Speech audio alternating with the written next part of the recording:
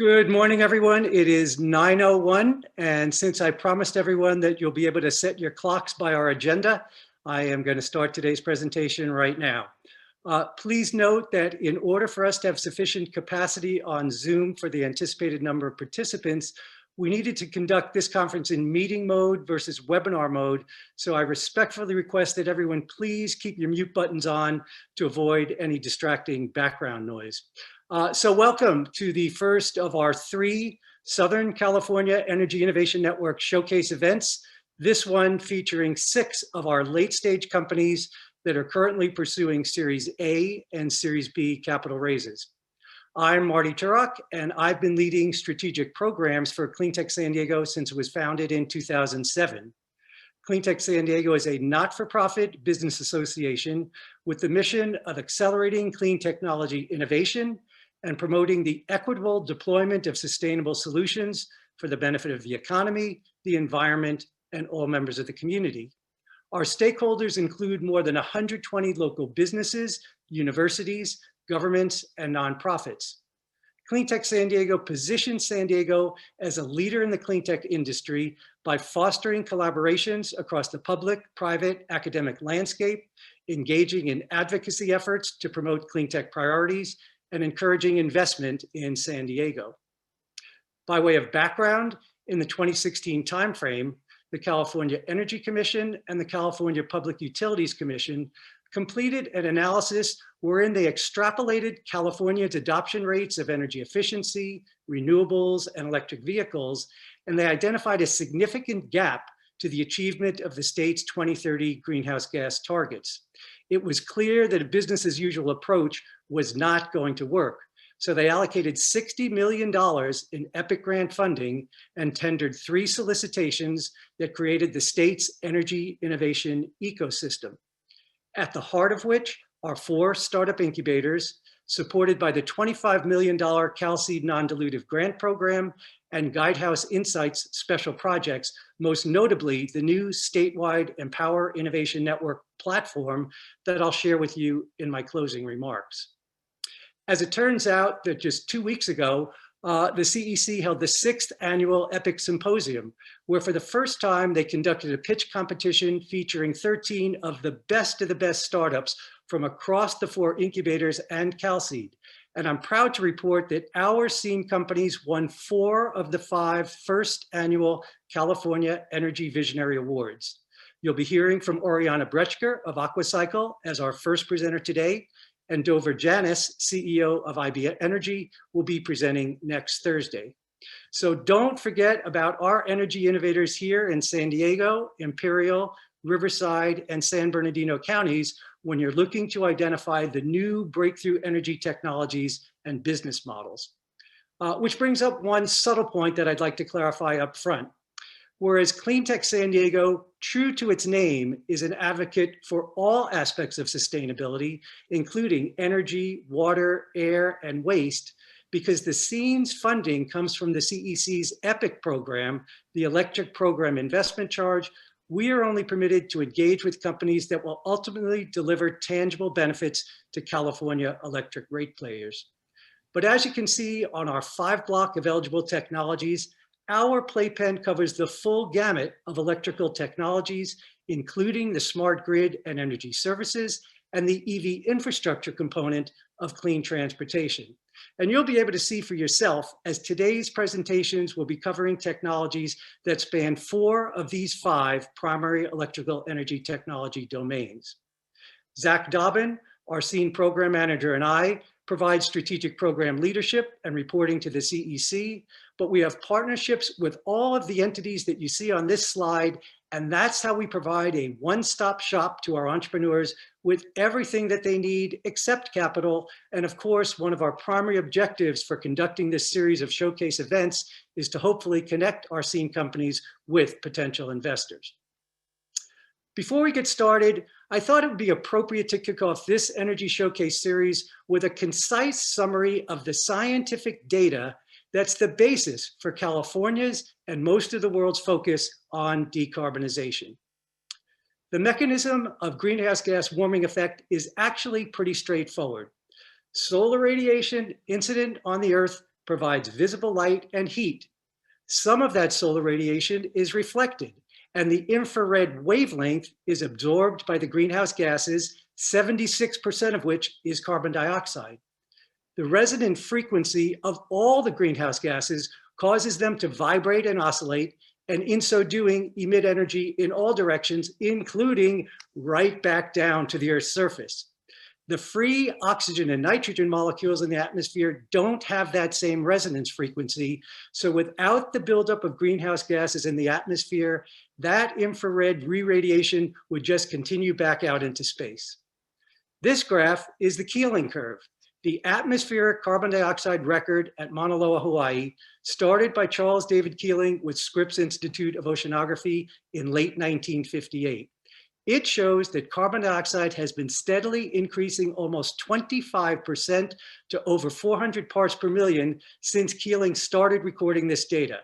And to put this in historic perspective, this chart shows how climate scientists at Scripps and other research institutes have been able to test ice cores from glaciers that date back almost 1 million years. And you can see that the carbon dioxide concentration never exceeded roughly 300 parts per million until the Industrial Revolution. Now, this is where some will say, well, how do you know that the source of the growing carbon dioxide is man-made?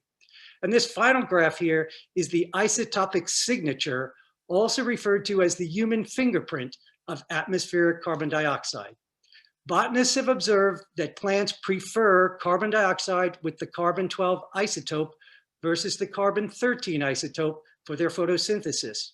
So the fact that the carbon-13 isotope in the atmosphere is decreasing, even while total carbon dioxide is increasing, means that there's a steadily increasing amount of oxidized plant matter in the form of combusted fossil fuels entering the atmosphere relative to what there would have been without human activity.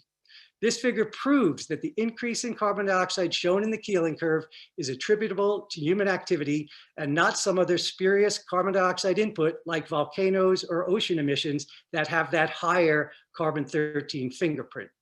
So now that we're all grounded in the climate science, I also want to point out that doing the right thing to protect our environment has also created an economic development cluster for our San Diego region.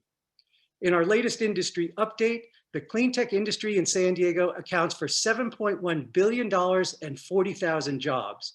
And we're looking for the SCEIN startup companies, along with the other CEC incubators, to continue to revive our post-COVID-19 economic growth and job creation across California and the rest of the world. Presently, we have 35 SCEIN member companies broken out here by our 5 primary electric energy subcategories. And highlighted on this slide are the 6 SCEIN late-stage companies that will be presenting today. Here's our agenda for this first showcase event that we'll be strictly adhering to. Each presenter will have 9 minutes, and then I'll introduce the next presenter. So there's going to be no time for questions immediately following the individual presentations, but after my closing remarks at 10:15, we've set up a breakout room for each presenter, and you're free to visit with any of them that you have follow-up questions for. So it's now my pleasure to introduce our first SCEIN company presenter for this kickoff showcase event. Oriana Bretschker, CEO and founder of Aquacycl, was the $200,000 grand prize winner of the inaugural San Diego Angel Conference, the winner of this year's SBA San Diego District Directors Innovative Product Award, and as I mentioned earlier, the CEC's first annual California Energy Visionary Award for low carbon generation. Oriana, please join us as soon as you see your first slide up, and it's all yours. Thank you. Thanks very much, Marty. It's a pleasure to be here with all of you this morning. Thanks so much for your time. So my name is Oriana Bretschker. I am the CEO and founder of Aquacycl. And Aquacycl addresses some of the most challenging wastewaters that are generated from food and beverage production. And so far, we are the only technology that is able to treat some of these.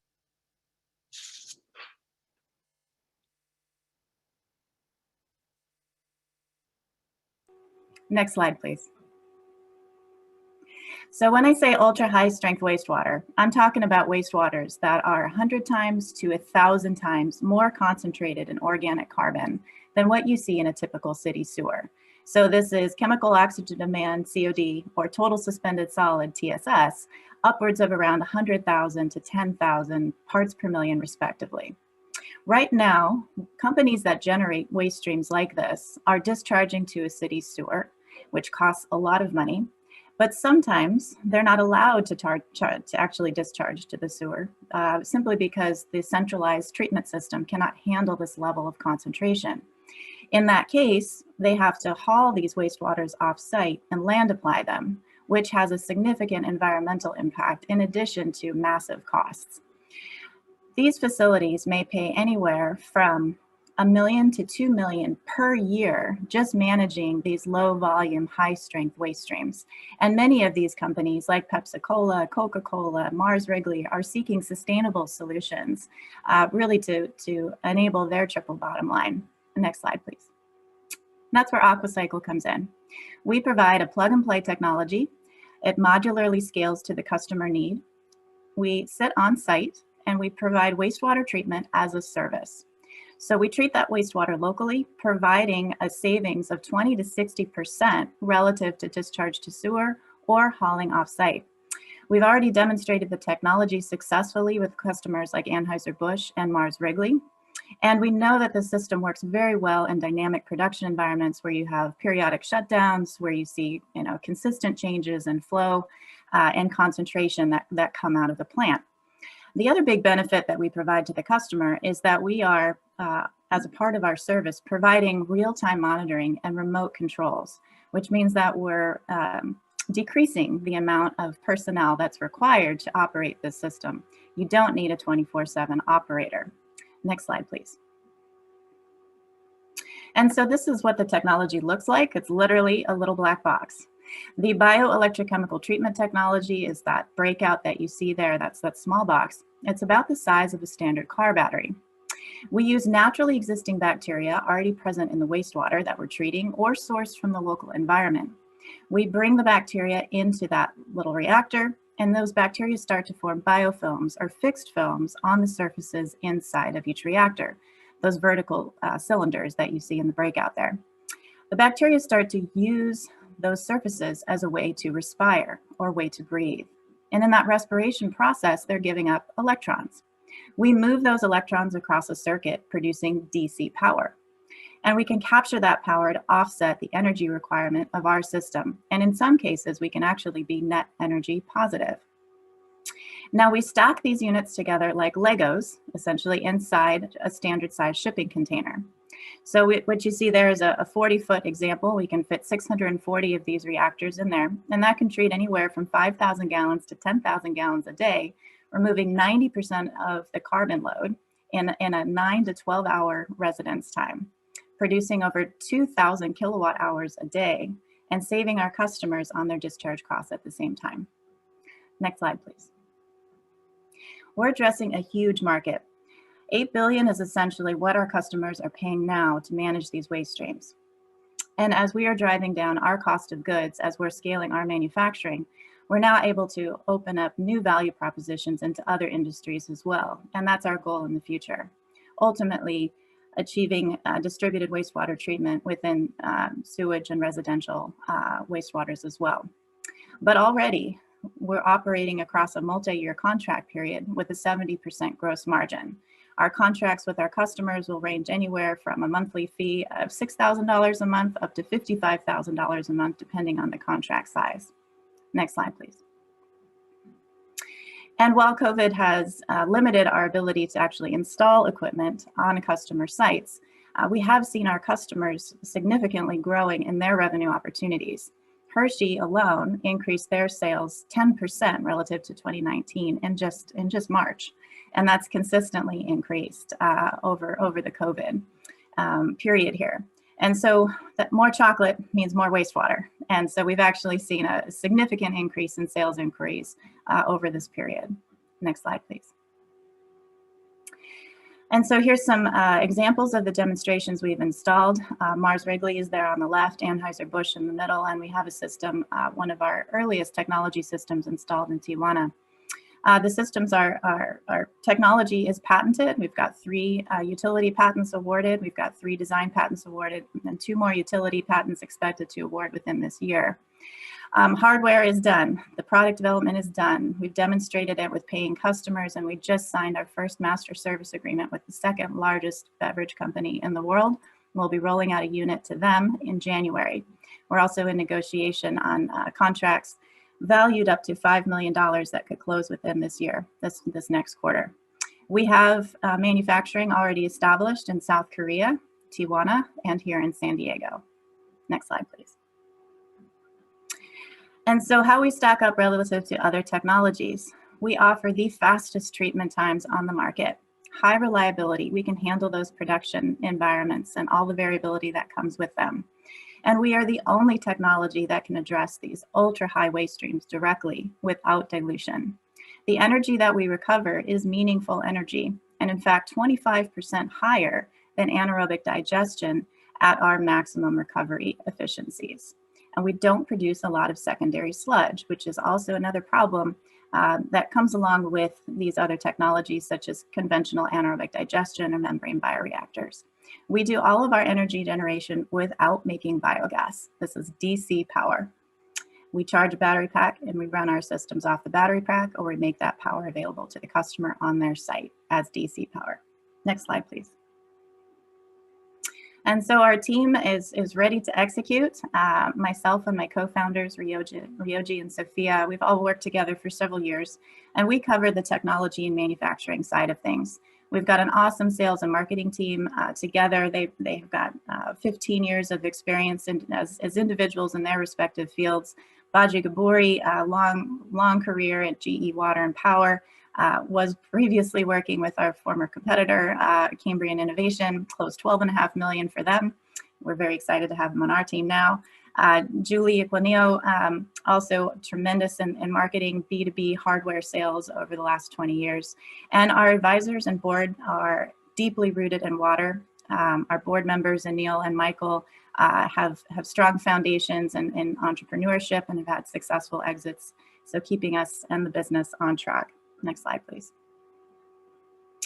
And so we have built a $150 million sales pipeline over this last year and a half with customers that you see listed there. Now, this is contract opportunity. This is equating to a 15-year contract period. We're looking to book $5 million of those sales within this next quarter. And we're looking to close $10 million in sales next year. And we're seeking a $3 million A round, which gives us 18 months of runway.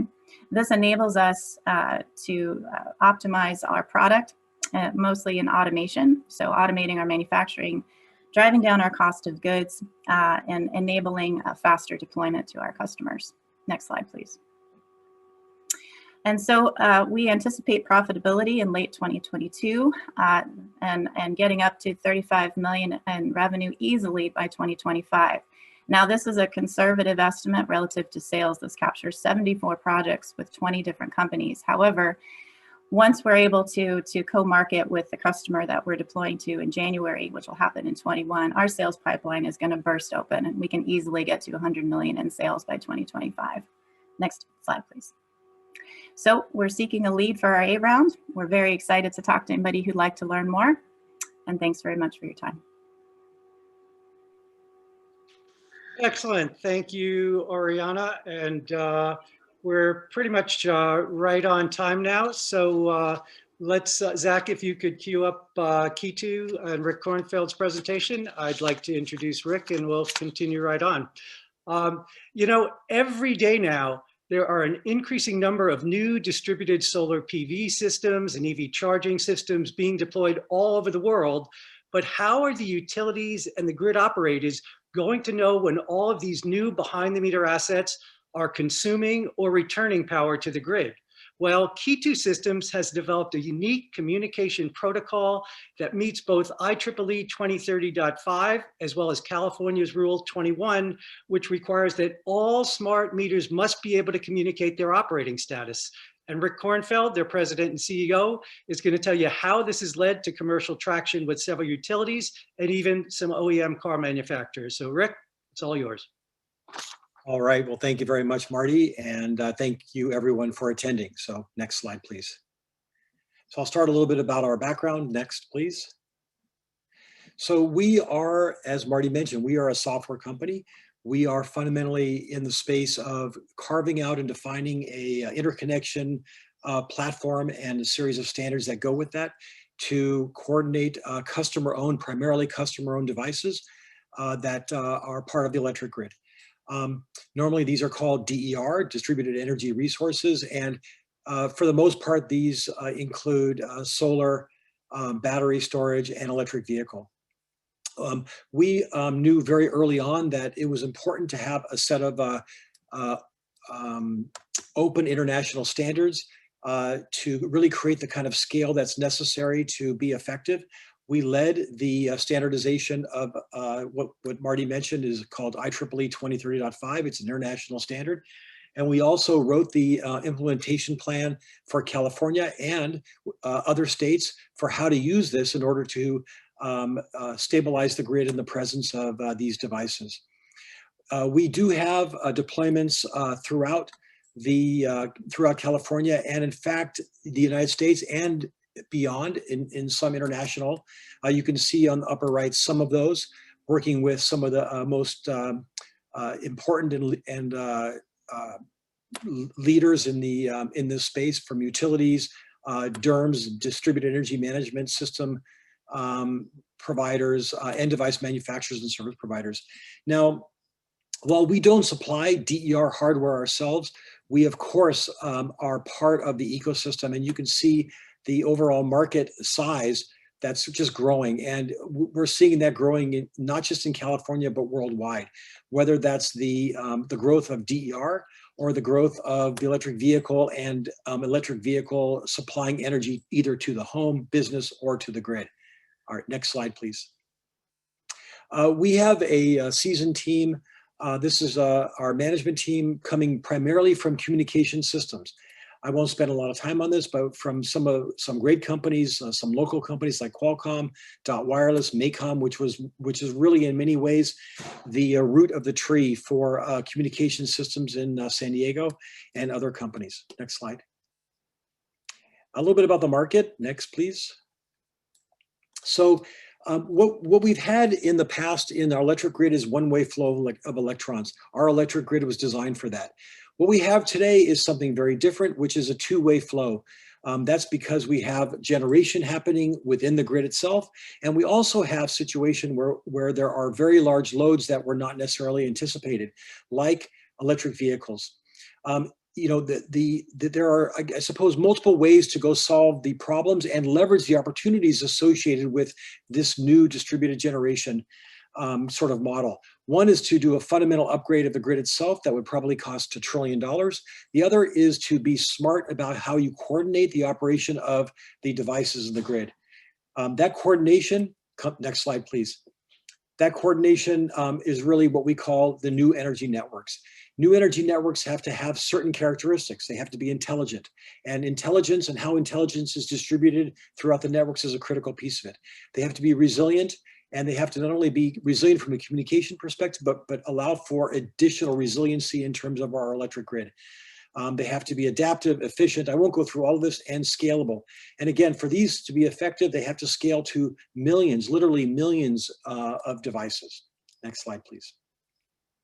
If you look at all the different opportunities and problems that that we face in the electric grid, and they're kind of outlined on the right-hand side, all of them lead to the need for a multi-asset, very secure, very scalable interconnection infrastructure. This is the slice of the ecosystem that we've carved out for Kitu Systems. Next slide, please. And the standard that's really the leader in this interconnection is 2030.5. We led the development of this standard from its inception. We're still leading that.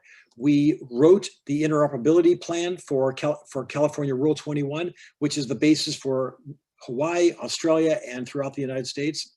We are a leader in deployment of systems based on 2030.5.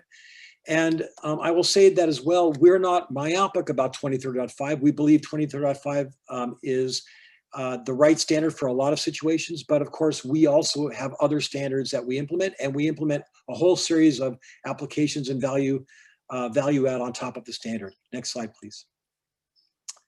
Next. Our solution we call Azimuth. This is an end-to-end platform for implementing this interconnection. Azimuth is in three components. One is called Citadel. Citadel is a head-end server that's on-premise at the utility. We are on-premise inside utilities. If anybody has worked with utilities, they know how difficult it is to be on-premise at a utility, especially for a small startup company. We also have a service platform we call Convoy, and associated with that is Depot. This is where our SaaS model runs. We don't necessarily license this as a standalone. It's part of a SaaS model. And then, of course, we have our technology that goes inside the end devices themselves. We call that Spark. Our products are, our end-to-end platform is SunSpec certified. We are the only company on the planet to have an entire platform end-to-end that's SunSpec certified. As well, we as a company have SOC 2 certification, SOC 2 Type 2. That is not an easy thing to do, and that makes us pretty rare indeed in terms of companies in this space. Next slide, please. We have a number of deployments. Next slide. I'll summarize them here. We have a number of ways we go to market, but essentially we go to market through customer programs. And in the interest of time, I'll skip to the next slide. So a couple of examples. One is with Southern California Edison. There's something called the EASE program. This is a customer program. It's going on now. The installations are happening. This is in the southern part of SCE's territory. This is for, in this case, 100 behind-the-meter generators. We're managing this program end-to-end. We are not the DERMS, of course, but we're managing all other aspects of it. We also have a program in New York called Optimize EV. This is with Avangrid, and more specifically NYSEG. This is a electric vehicle charge management program where incentives are provided to drivers to allow them to charge their vehicle at a time that is more advantageous for both them and for the grid. And then, of course, and I sort of redacted the name here, we're working with a end device manufacturer on a electric meter, which is enabling the home area network for a whole series of devices, starting with, of course, solar, battery, and electric vehicle. And if you can skip a couple slides forward to this one here. I'll also mention very briefly Charge Ready. This is a program, again, with SoCal Edison. We have about 25% of the first phase of it. The second phase, which was about 500 ports, the second phase, which is starting next year, third quarter, is 38,000. We expect to either, we say here, maintain our share of 25%, but actually our desire is to increase our share. What we're seeing right now is an inflection point in terms of the rollout of these kind of devices. We are very well positioned to take advantage of that. Next slide. I think I'm out of time. Oh, that's it. So thank you very much. All right, Rick, thanks for skipping ahead to adhere to the time frame. Great presentation. I know you skipped a couple slides, so you can cover those in the breakout room. And if anybody has questions, they can join you there again at 10:15. Zach, if you can queue up Quibitekk slides. You know, as new decentralized and digitized grid assets proliferate across the end user base and industrial control systems, we're introducing more and more cyber attack vectors to critical infrastructure. Duncan Earl, President and CTO, is here to tell you how Quibitekk is going to prevent these cyber attacks for critical energy, 5G telecommunications, and defense applications. Wondering who might be interested in this? Well, in just the first 6 months of 2020, Quibitekk won 5 of the 7 SBIRs that they applied for and are currently working on projects for the DOE, NASA, the Air Force, and the Army. Sound interesting? Well, Duncan, tell them how you do it. Thanks, appreciate that. Yes, my name's Duncan. I'm the president and CTO of Quibitekk, and it's a real honor to be here presenting to you guys today. So really the best way to sort of tell you about Quibitekk is to tell a short story here, and I hope you'll humor me. So in the 1990s, I was a young man. I did not have a computer. I had never heard of the internet, and neither had any of my friends or my family. And of course, from 1990 to 2000, I'm sure all of you have similar stories, the internet exploded, right? By the end of that decade, we all had computers in our homes. We were jumping on, AOL online and getting on Netscape so we could buy a book off Amazon.com. And it really changed our lives. Of course, during that period, during that transformation, you could have invested in Netscape or AOL online, or you could have invested in Cisco. Cisco made the routers and the switches that were installed all across this country that really allowed the internet to become what it is today. So they were a hardware company that were fundamental to how the internet functioned. So it's 2020, and everyone's asking, what's the next transformational technology? And that next technology is quantum technology. If you haven't heard about it yet, you will, and definitely over this coming decade. And it's going to change our lives just like the internet changed our lives. It's a form of technology where we're leveraging what we know about quantum science, which is the physics of the very small.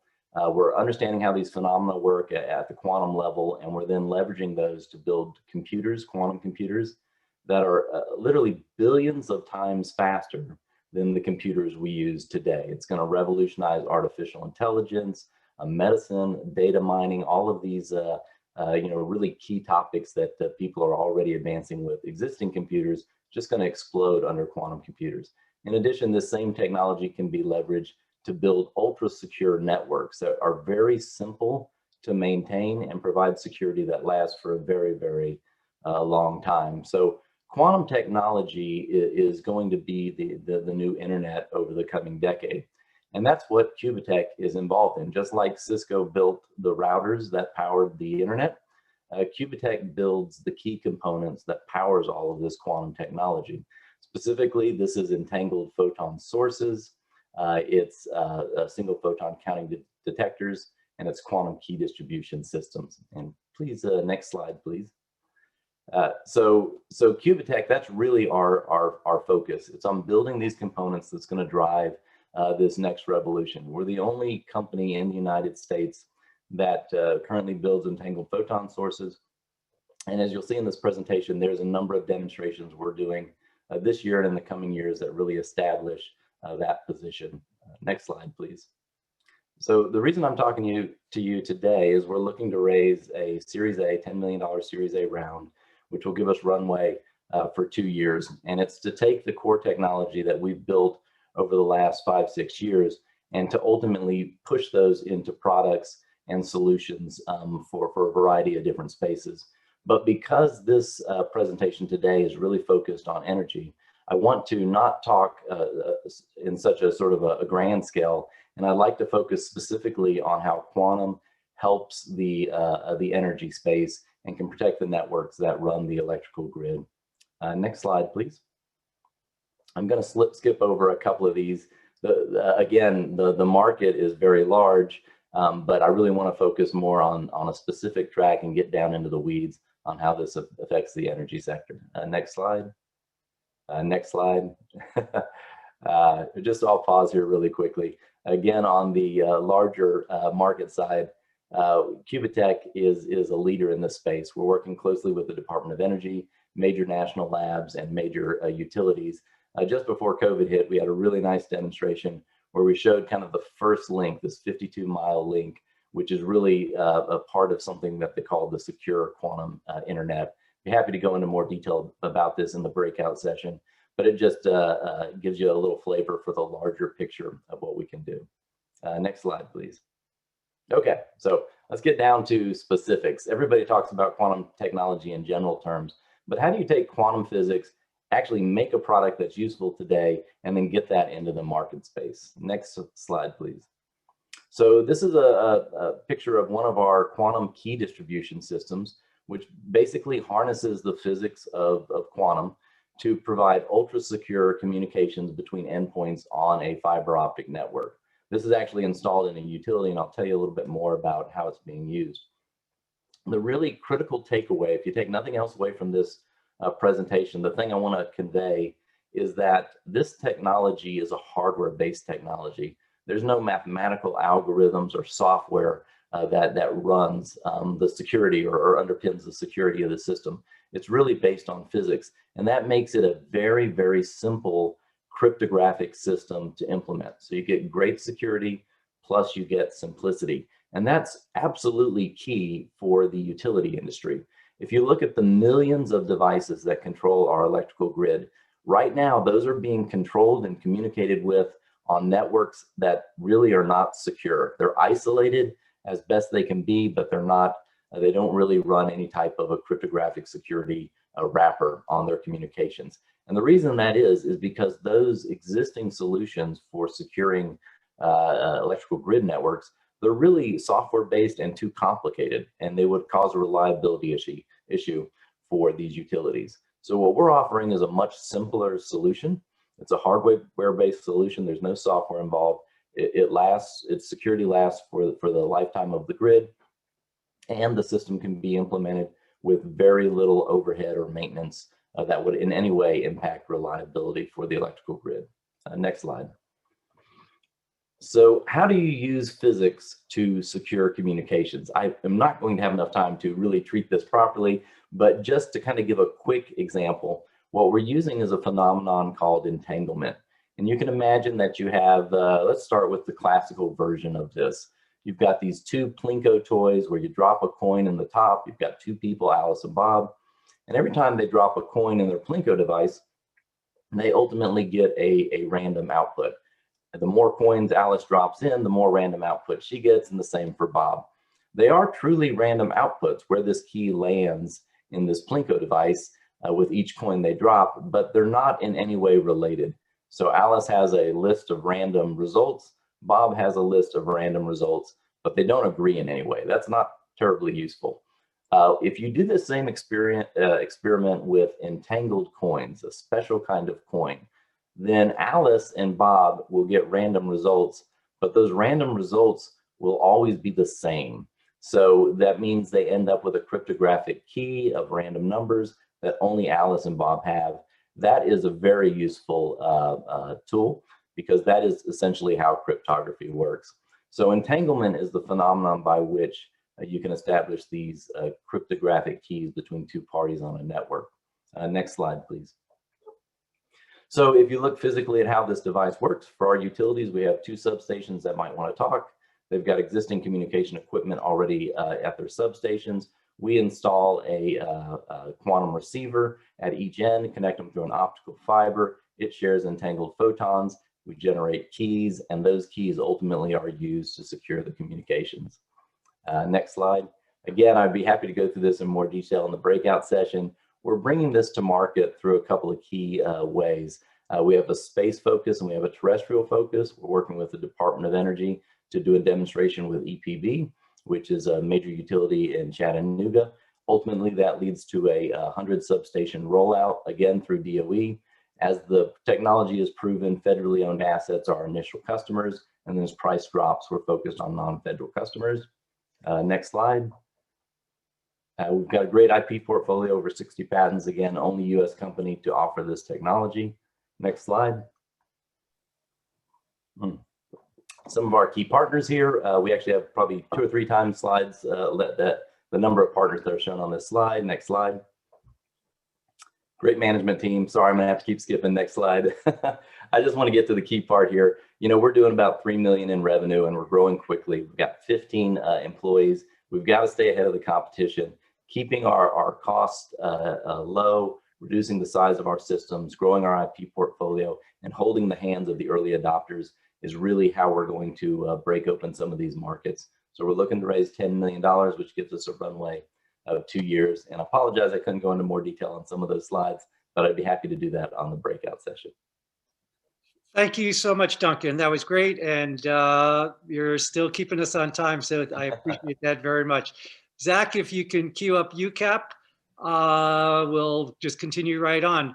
You know, in May 2019, Elon Musk and Tesla acquired Maxwell Technologies, a San Diego company that was one of the global leaders in ultracapacitors. But it turns out that Tesla's interest in Maxwell was not for the ultracapacitor technology, but some of its proprietary battery technology, including its dry electrode technology for battery cells.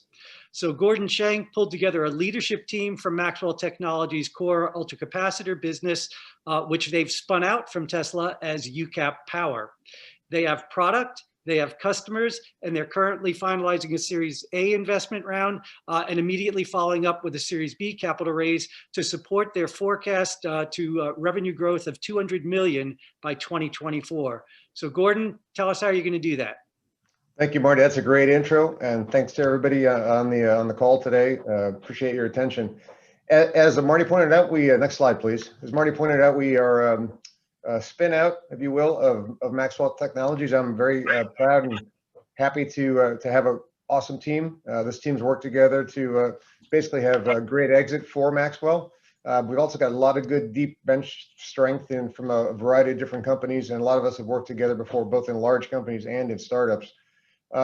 Nice thing about what we're doing is, number one, just on the wind energy side alone, we just did a recent assessment through the Bay Area Quality Association that using our product and retrofitting wind turbines in our product causes an amazing amount of uptime and saves about 364,000 metric tons of CO2 annually just in the wind side of things. So we're pretty excited about making a very strong lasting impact. As Marty pointed out, we're on a path next year to be about 15 million, of which I'm happy to say we have about half of that already booked. And then we're planning a really strong growth, a conservative strong growth to about 200 million in 2024. First POs are in-house, which is always nice to have as a startup. We've got 5 active field trials. 3 of those have turned into purchase orders already. The other 2 are en route. We've got strategic partnerships with the 2 global leaders. Eaton Corporation is our supplier since Maxwell's technology has kind of gone away, and of course we're proud to say that Vestas will be a distribution partner on the wind side. Again, as Marty pointed out, we're finalizing a $3 million round, just a little bit left if you're interested. And then we're focused really on a Series B to start the next round of product development. We've already got 1 product going into manufacturing and shipping, and some great stuff on the roadmap. And then finally, we're manufacturing in the US in Houston. Next slide, please. We're focused really in 3 main markets. There's more for ultracapacitors, but these are the ones that are number one, we have a lot of customer intimacy with, and number 2, we see them as very good payback markets for our customers and good value proposition. Up tower in a wind turbine, for emergency pitch systems, they have to pitch the blades. That basically uses the GE turbines, and a few other turbines use batteries to do that. Our goal there is to retrofit those lead acid batteries because they're the biggest point of failure, and proven less than 2-year payback, and this is proven from prior customers with Maxwell. We're also focused on anything that starts a generator. So if you think about generator start, reserve start, UPS power, that's all in there. And then finally, our long-term goal is really to solve a lot of the issues with the grid. There's a lot of problems with frequency instability, renewable smoothing. Ultracapacitors are just perfect for that application. Next slide, please. So what's the problem with batteries? Well, one is they fail quite a bit, right? And they're really only good at one thing, to be honest with you. They're good at storing a lot of energy. We're really good at producing and have a lot of high power density. So the way to look at ultracaps are, if you need to do something, turn something on for a short period of time, there's nothing better than an ultracapacitor. The other great thing is they charge rapidly and discharge rapidly. The lifetime is upwards of 15 years, and it's very predictable. They work in both hot and cold temperatures as opposed to batteries. And the other nice thing is there's really no risk of thermal runaway. There's really no hazmat issues, and there's no charge maintenance issues. So all in all, a great product. The only downside there is that the ultracaps don't last longer than about a minute. Next slide, please. So there's our first product. This is the power block. I think somebody referenced this earlier. I'm a big fan of Lego as well. So we built this product to be stackable and scalable. So this is a 12-volt drop-in replacement for an existing wind turbine, and the bracket is actually used for those purposes. But this product can also go into a generator and telco towers, you name it. We one unique thing about our company versus our previous company, we've integrated all the charging. So think of UCAP Power as a systems-based company with intelligent charging and some very unique chemistry. We've patented some of this technology. That's what makes it stackable and scalable. And this will enable both hardware and service revenues in the future. Next slide, please. These are pictures of the 3 installs we currently have. I had to redact the names, unfortunately, but every one of these has led to a purchase order. The other 2 are, the other one is based in the UK, and that's a telco application. And then we've got a utility customer up in Portland as well. Next slide, please. This is our list of customers. Again, this is not a wish list of customers. These are the people that we've actually sold to in the past. And in general, most of the people on the list have already been contacted.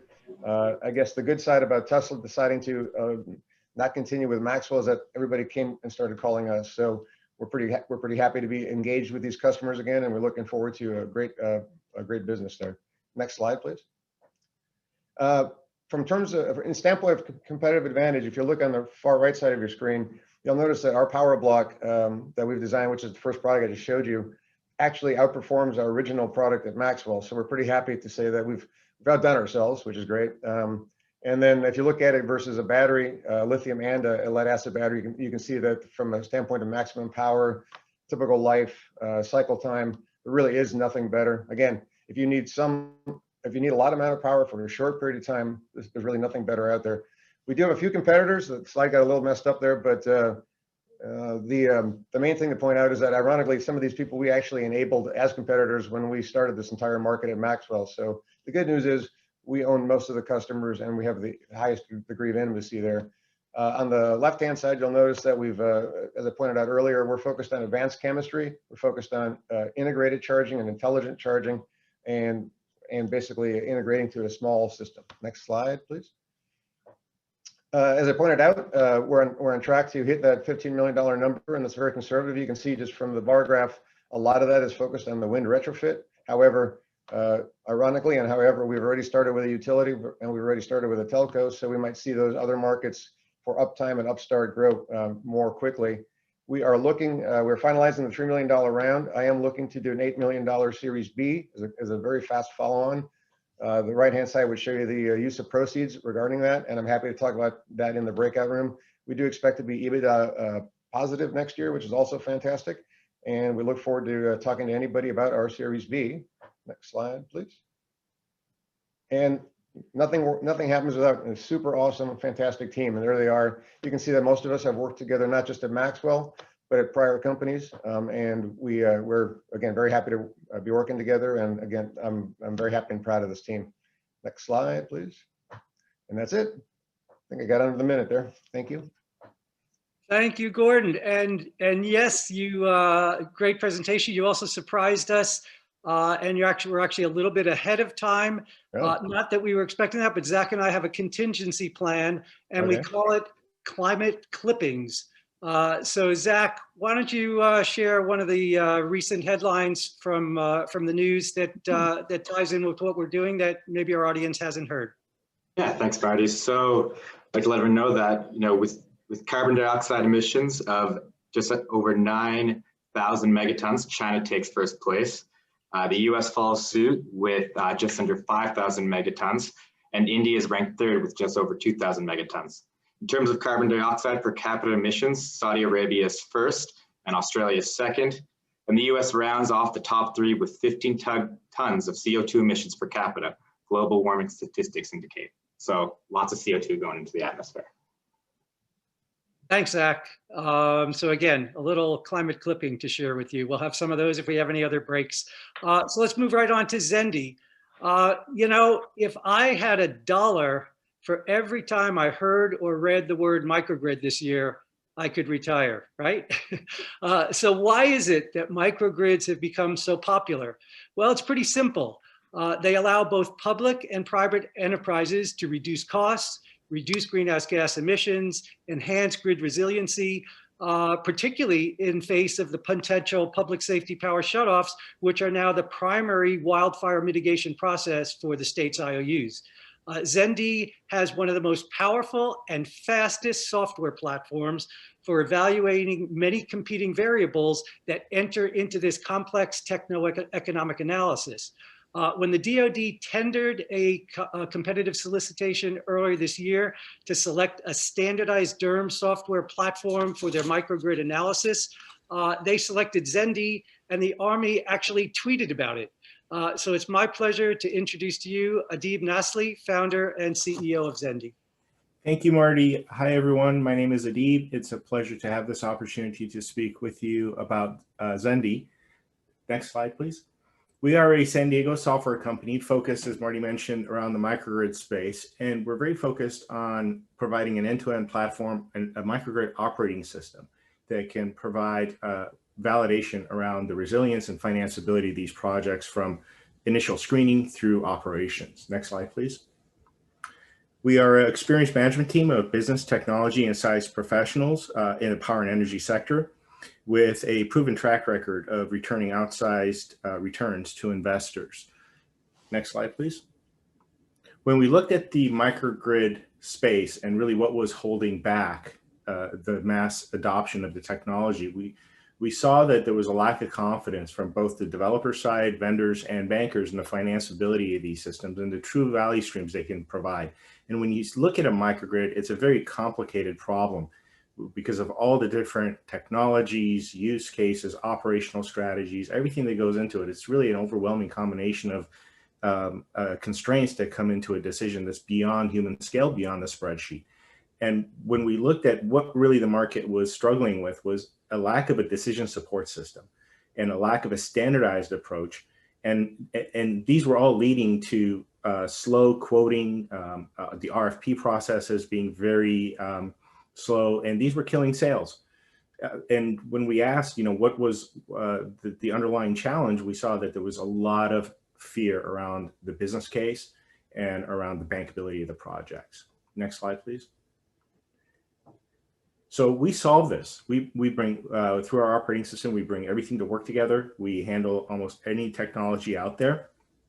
And we also have the ability to come up with the most optimal operational strategy that drives the business case as part of the planning decision support. Next slide, please.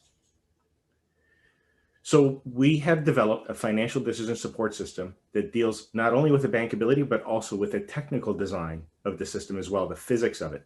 And we reduce the configuration time by up to 90% over traditional methods.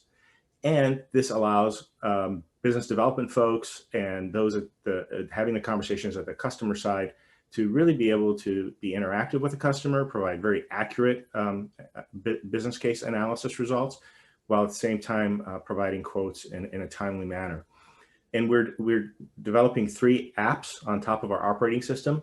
The first 2 that you see here, one we consider as a sales force for vendors, where they're able to really engage and help with customers design an optimal microgrid system.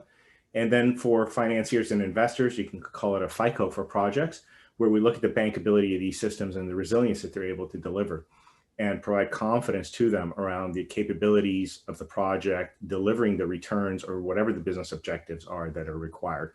And our technology has been validated by the leading organizations in the world. We have published over 300 articles in journals around our methodology and algorithms, which are patented. We have been recently selected, as Marty mentioned, as the standard for the Department of Defense and all military branches for their microgrid design optimization. We have also been selected as a standard for all industrial and mining applications for the Rocky Mountain Institute. The Federal Aviation Administration has given us a sole source contract. They're managing all of the microgrids for the National Aerospace Critical Infrastructure on our platform.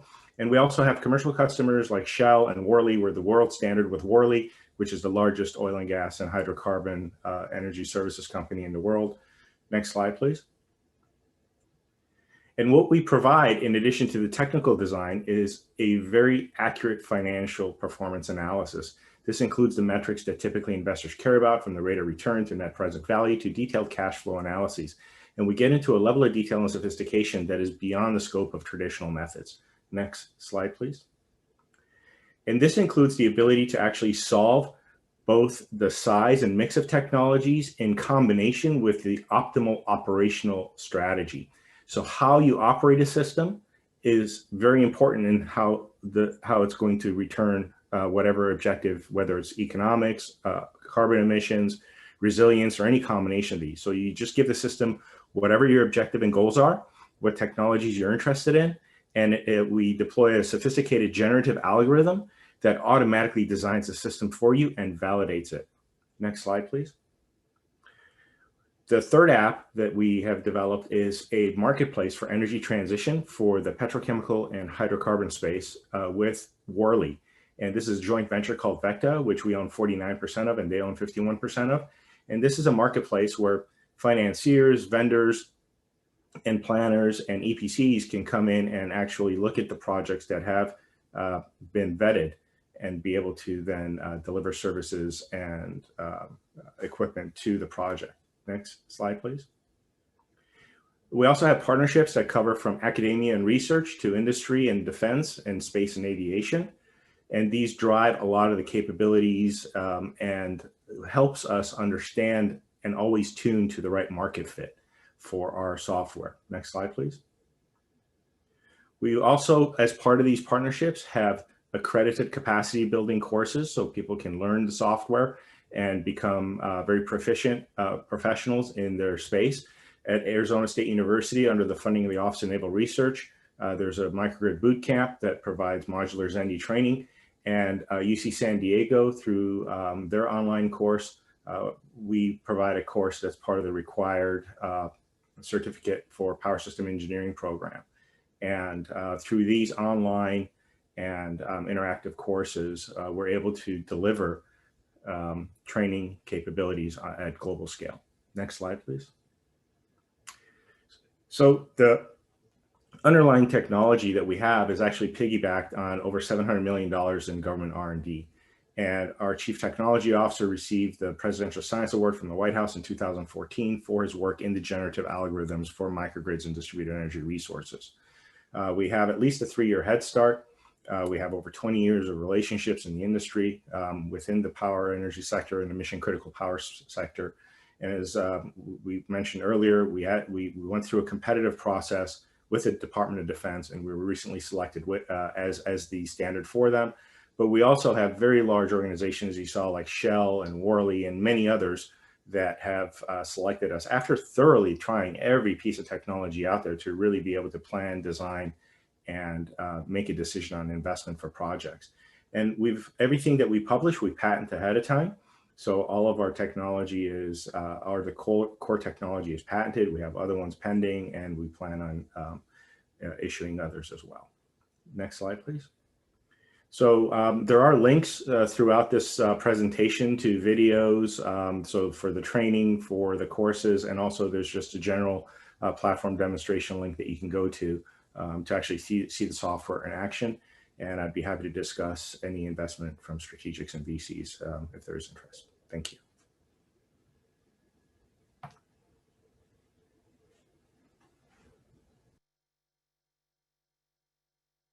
Marty, you're muted. Thank you. Thanks again, Deeb. Great presentation. And again, that's everything that's taking place behind the scenes and in the software to enable microgrids to deliver the tremendous value that they are. As we've got another just minute to stay on track, I'm actually going to share a climate clipping that was submitted over chat by Julia Brown, one of our Cleantech San Diego board members. It's a perfect follow-up to Zach's. Carbon dioxide emissions per capita in San Diego, California are less than half the US average, so it can be done. And Zach, let's go back to you. What's another climate clipping that you've clipped out for us? Sure, thanks, Marty. So one of the ones that I find really interesting is that Norway continues to be a shining star in the electric vehicle world. In the first half of the year, 48% of automobiles sold in the country were fully electric, a global record for the EV market share, and plug-in vehicles represented 69% of auto sales in Norway. So another global record. So really impressive stuff going on in Norway. Fantastic. Thanks for sharing that, Zach. And that brings us right up to 10 o'clock. So it is time for Xtelligent. With the transportation sector being the highest contributor of greenhouse gas emissions in California, and particularly here in San Diego, Xtelligent has developed an IT-inspired and software-centric approach to enable connected, autonomous, and multimodal traffic intersections that will, in the near term, reduce GHG emissions from internal combustion engine vehicles, and in the longer term, improve the efficiency and range of electric vehicles. It's my pleasure to introduce to you Michael Lim of Xtelligent. Good morning, everyone. I'm Mike Lim, co-founder of Xtelligent. Xtelligent is building the traffic signal system of the future that will significantly improve the congestion, livability, and sustainability of cities. Next. 98% of traffic signals today are based on a simple timer, an approach that was invented when the horse and buggy roamed the streets. If you have waited at a red light as a pedestrian, driver, or a cyclist, and wonder what you were waiting for, you were waiting on a timer. This antiquated approach to movement control impacts numerous aspects of modern life and industries, including mobility, logistics, and construction, just to name a few. This is because traffic signals set the ground rules for movement. Next. Unintelligent, timer-based traffic signals have negative impact in our cities. Congestion alone costs $151 billion annually for the US, not including the full cost associated with social and environmental impact. Gridlock and pollution are expected to get worse, compounded by population growth and urbanization. It leaves cities without control over one of the most important levers to positively influence their transportation destiny. Next. Smarter adaptive traffic signal systems exist, but they require new hardware like video cameras, resulting in an average cost of $150,000 per intersection just to get set up. There are more than 5 million intersections in major cities globally, but 98% of them remain underserved due to cost. Next. Xtelligent has found a way to address this vast need by providing a solution that cuts setup costs by 20x, while also enabling significant performance and control gains. First, we take a software-centric approach rather than relying on expensive hardware to enable situational awareness and communication. Next. Second, we use distributed control algorithms inspired by the internet to improve the real-time retiming of traffic signals. This is not only effective, but also resilient, transparent, cost-effective, and scalable. The recent 26% traffic congestion reduction demonstrated in Colorado is ahead of schedule to get to 50% network level improvement. This also represents about 20% improvement in vehicle energy usage reduction, which has direct impact on greenhouse gas emissions. Next. In combination, we are developing a significantly better performing system at a small fraction of the current adaptive traffic signal costs. Next.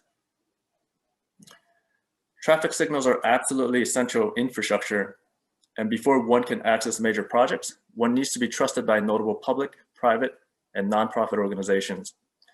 These are just some of the organizations that we have collaborated with. We haven't gone into detail about some of the government partners or city partners, but there are a number of dozens of cities that we've been cooperating with over the past couple of years. Next. And to go into a little bit more specifics, we're working on exciting projects such as optimizing freight movement in the San Francisco Bay Area, improving congestion around the high-growth Denver metropolitan area, and preparing the traffic signal infrastructure in the LA region in preparation for the 2028 Olympics. And we are well positioned to be working on numerous multi-million-dollar projects in the coming years. Next. And today we have approximately $950,000 of revenue in the pipeline. We have 3 LOIs in process with major distribution partners. We have 3 patents pending focusing on dynamic network control, optimization, and connectivity. And the National Science Foundation has been funding our core research over the past decade, and the US DOE and DOT have provided $1.3 million in commercialization funding for us to positively improve the transportation infrastructure sector. Next. We have a SaaS business model where we generate recurring revenue based on the impact we provide for cities. and we also work with transportation, engineering, and other sectors to improve their safety and efficiencies. Next. Our primary market in the city traffic control space is about $23 billion per year globally. And just to put this into context, about 5% of the US market represents a $75 million of annual recurring revenue. Next. The secondary markets are also significant, and we're demonstrating an ability to add value to adjacent industries. So for instance, we are currently partnered with a company called Alert to provide signal preemption for up to 95% of all new fire engines in the future. We're also mandated on connected and automated vehicle projects, which you'll be hearing about pretty soon. As a technology that acts as the spoke for the transportation future, we're uniquely positioned for scalability, network effect, and flywheel effect. Next. We are also uniquely differentiated in ways that matter the most to our customers. Incumbents such as Siemens and Econolite focus on using antiquated centralized control algorithms and expensive hardware like video cameras. Other new entrants claim use of machine learning and AI, but their black box approach lacks transparency and accountability. Most focus myopically on individual corridors, whereas we focus on whole city network.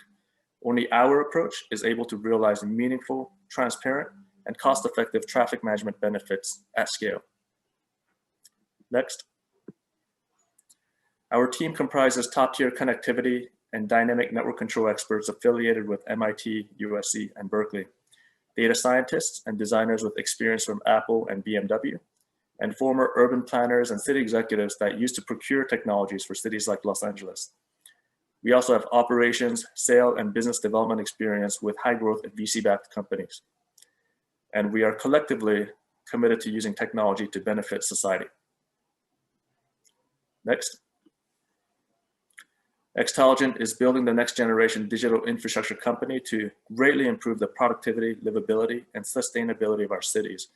And unlike other companies today, we're not actively fundraising for another several months, but we're starting conversations now to start identifying the first batch of partners to prioritize. We look forward to telling you more about Xtelligent in the breakout room. Thank you.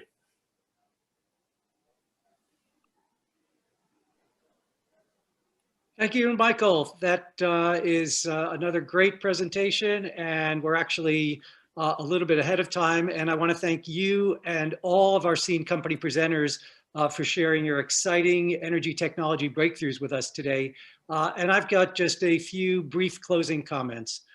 So I hope that everyone got an appreciation for the breadth of new technologies that our SCEIN companies are bringing to market to help residential, commercial, and industrial electric ratepayers reduce their energy usage, reduce their utility costs, reduce their greenhouse emissions, improve grid resiliency, and to create our next wave of economic development and job growth.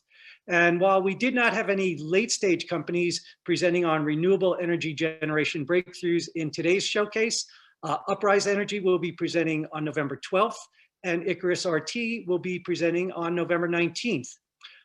In closing out today's session, I thought it would be informative to just show you the impact that our SCEIN incubator has had so far by sharing a couple key metric slides as of our 4th anniversary, which took place in mid-July. Clearly, our biggest individual member company highlight to date has been eMotorworks being acquired by NLX, and it continuing to expand smart EV charging capacity around the globe. In terms of employment, our 34 companies in mid-July employed 268 people, which was actually an increase of 8% this year, even during the challenges of COVID-19 pandemic. And in terms of diversity, 24% of our companies have women in the C-suite, 33% minorities in the C-suite, and 12% have veterans. In this pie chart, the lower left aqua hemisphere shows that our SCEIN companies had raised a combined $76.9 million in capital prior to becoming members, and have since raised an additional $74.5 million in follow-on capital, essentially doubling their capital raised. with total expenditures of just $3.4 million by all 9 SCEIN partner organizations through our first 4 years of operations. That represents a greater than 20x ROI. And as you heard today, 4 of our later stage companies are currently actively raising another $31 million to support the scaling of their businesses. And of course, they're always looking for more new customers. So please do follow up with them in the breakout rooms if you can refer any potential customers or investors. In the opening, I mentioned that if you're interested in the statewide California energy startup ecosystem, then the platform to join is the CEC's Empower Innovation Network. There are already 1,700 members from over 500 organizations signed up. They provide a statewide events calendar, where I assume some of you found out about today's event. There's a funding opportunities tab that currently lists over $2 billion in open grants and RFPs. And there's also a Find a Partner tab to collaborate in pursuing these grants. So if you like what you saw and heard today, there's plenty more of this activity going on across the state that you can tap into. And by way of introduction, for our second SCEIN Showcase event taking place next Thursday, November 12th at 9 o'clock, in addition to IV Energy, this year's grand prize California Energy Visionary Award winner, we will have Childine, Connectric, iGren Energy, Kidget, and Uprise Energy presenting, so I can guarantee another fascinating look into the future of energy. So now, please do go to your Zoom toolbar and find the breakout rooms. Please visit with our presenters if you have any follow-up questions about the SCEIN. Zach and I are also going to have a breakout room. We thank you so much for joining us today, and I hope to see many of you back with us for the mid-stage showcase next Thursday. Thank you very much. Have a great time in the breakout rooms, and we'll see you next week.